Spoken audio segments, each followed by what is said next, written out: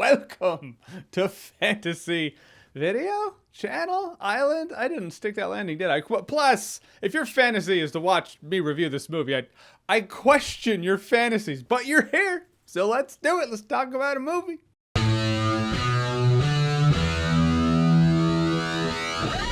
Fantasy Island. Blumhouse's Fantasy Island, that is. Fantasy Island is a movie adaptation of the old TV show in the 70s. Starred Ricardo Montalban. He played Mr. Rourke, and people would go to the island and they could live out a fantasy, and there's a lesson to be learned there. There was also a remake of the show in the 90s starring Malcolm McDowell as Mr. Rourke. Point is, we have a remake now by Blumhouse and Michael Pena as Mr. Rourke, which the marketing in this movie, you're like, oh, it's like a horror movie. It's Fantasy Island, but a slasher flick.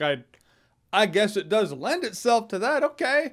I'm curious. It had my curiosity. Not saying it had my attention, but curiosity. And that's the gist. A bunch of people come to this island, they're gonna live out their fantasies, and then it just starts, it turns into a Blumhouse picture. Which, first of all, Michael Pena plays Mr. Rourke in this movie. He wouldn't have been my first call. I love Michael Pena. I really do. I'm a fan of the guy. Best I can describe it, it's like Mr. Rourke for me always felt like a character from Lost, or rather characters from Lost reminded me of Mr. Rourke, where there's something supernatural going on here, something supernatural about that person. I don't even know if they are a person. I don't know. Maybe it makes me a little uneasy, but I respect the authority. But they illustrate that through their vibe, not the movie describing the power behind the island. You get it because Ricardo Montalban, with his commanding presence, his commanding angelic presence, which, let's be honest, that's just him not even knowing he's being filmed. That's just Ricardo Montalban. Or it's Malcolm McDowell's devilish quality he brought to Mr. Rourke. He'd show up like, welcome to Fantasy Island. You're like, okay, Satan, are you the devil himself? Do I need to clutch my soul? Again, not completely convinced Malcolm McDowell does not have a briefcase full of souls in his closet. The guy just gives off that vibe. Michael Pena's vibe is, hey, let's go grab a beer. Because Michael Pena just kind of feels like a dude, a colleague, a coworker, dude I could have a beer with. It actually does work for what they're going for in the movie by the end. It just didn't see Mr. Rourke here. And I liked half this movie.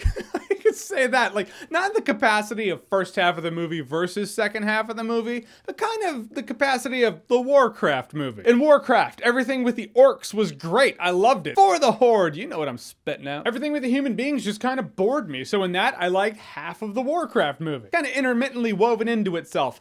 That's the way it is with Fantasy Island. When it was being Fantasy Island and the fantasies are playing out and people are starting to learn their lessons of, oh, be careful what you wish for. Maybe you shouldn't try to change the past. Maybe your past is there for you to own it. When the lessons are going down like a Fantasy Island movie, I was like, okay, I'm actually enjoying this. There is one fantasy that is most definitely from beginning to end the Blumhouse element. It's the slasher flick element, the girl who wants to torture her high school bully. But I was kind of impressed that they were all making a legit attempt at making a Fantasy Island movie. Until it became an overblown, very convoluted slasher flick, and then I got bored. It's as simple as that. And it really does play out like I Know What You Did Last Summer. It's like I Know What You Did on the Island last summer. Wow, this is so from the 90s. Malcolm McDowell definitely could have played Mr. Rourke. And I do mean the movie is overblown. It's drawn out. At a point you're like, this movie is way too long. And it's not just runtime, it's time management. So much happens in the last act of this movie in the name of keeping you guessing that it detracts from any of the lessons that might have been learned in the first act of the movie. And it makes the movie feel about a half an hour longer than it probably is. It's just convoluted. So in the end, Fantasy Island kind of started out like Fantasy Island and then turned into I Know What You Did on the Island last summer. So it's like I start out wanting to give them credit for trying to make a Fantasy Island movie, and I just hate him even more for just burning it to the ground. Not really gonna remember it in T-1 day. Yep, already forgot. You know what I realized while watching this? If Blumhouse made a Night Trap movie, I would not hate it. I'm just saying. Michael Rooker's in this movie and he basically plays Eddie from Night Trap. And I was like, holy shit, Blumhouse Night Trap. I wouldn't hate it. That'd be my fantasy on Fantasy Island right there. It's like, I'd like my Night Trap movie, please. You can keep the orgies and the blow. Priorities. I question your fantasies. All right, so Fantasy Island, have you seen it? What did you think about it? Did you see the original with Ricardo Montalban? Did you see the 90s remake with Malcolm McDowell? Are you going to see this? Whatever you think, comment below, let me know. And as always, if you like what you've seen here and you want to see more, click right here to see more.